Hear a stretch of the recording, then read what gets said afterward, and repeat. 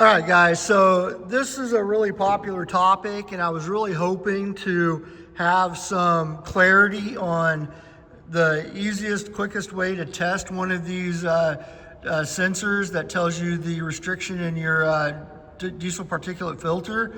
And I'm looking in the Cummins troubleshooting chart. You can see I got open up here to Cummins Quick Serve. And what I found out is that I was thinking that, like with most things, I would take this connector apart here and be able to go inside there and measure resistance in the connector and find out, or the sensor, and see if the sensor is good. But it's weird that when I'm going through the troubleshooting chart, it tells me the obvious things that I was going to tell you guys about anything. So one, take your tubes, check in for excessive soot buildup. I blew this out and I tried to clean it up inside a little bit, took a Q-tip to it, got hardly any soot at all, which is really surprising for this guy. But so there wouldn't have been any problems with this, no soot in the connectors. I did the same thing with this one. I haven't finished putting it back together yet. But then when I was looking at the other parts, it says to inspect the pins, inspect the wiring harness, so you'd want to take a look at all these guys, make sure they're in good condition. And then at the part where this goes into the computer, take it apart, look at the pins. But really, when we're looking at this one, what it tells us to do right here is to measure resistance between the supply pin and the signal pin in the wiring harness, and check it against all the other pins in the ECM connector. So really what they want us to do is go over here to the ECM, disconnect the ECM, and then find with the wiring schematic which pin on the ECM connector is the return and which one is the signal wire for that sensor, and then check resistance between it and all the other pins on there, looking for a short basically.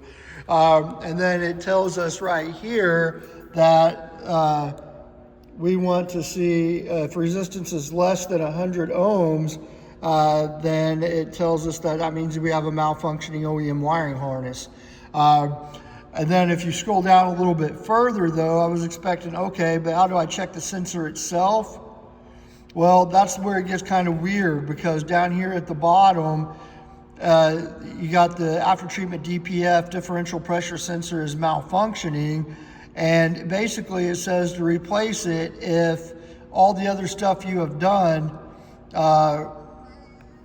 basically wasn't good. So honestly, it's wanting us to replace this sensor. If we've made sure there's no blockages, the wiring harness is good, the pins look in good condition, and we're still having an issue, then it's telling us to replace the sensor. So unfortunately, this one is one of those weird ones where you can't just go in here and connect to these pins and find out what the resistance is internally, at least not according to Cummins. I'm sure there's probably some sort of expert out there. I think this is a Bosch sensor that would be able to tell us maybe how we could test this. But this is kind of one where you just basically eliminate all the other possible suspects, and if nothing else is left, they're saying replace this sensor. So yeah, again, this wasn't what I was expecting when I started filming this video. I wanted to be able to, and I even got the DMM out, and I was going to say, hey, so we're going to check these pins and this pin and see how much resistance we got in the sensor and so forth. But nope, that's not the case. So but I do hope this cleared up a little bit. Check the tubes, check the pins and connectors, make sure everything's in good condition, check the wiring harness for shorts, right? Check the pins, make sure there's no connection between any of them, that the resistance isn't less than 100 ohms of resistance. And then if everything checks out, then it's saying to replace the sensor. What would lead you to doing all this in the first place?